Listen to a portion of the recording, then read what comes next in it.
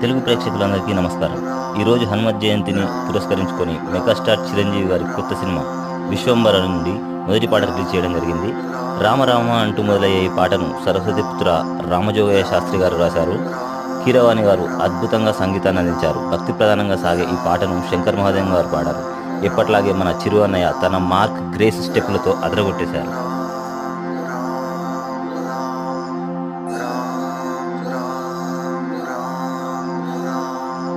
తెలుగు ప్రేక్షకులందరికీ నమస్కారం.